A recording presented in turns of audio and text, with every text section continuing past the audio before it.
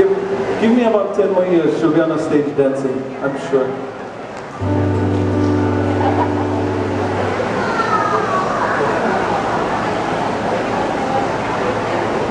Just recently, I released another album this year. It's called Hawaii Keawe, and it's the first in the start of a series of CDs that I'll be releasing for the Pai Island, which is the islands of Hawaii.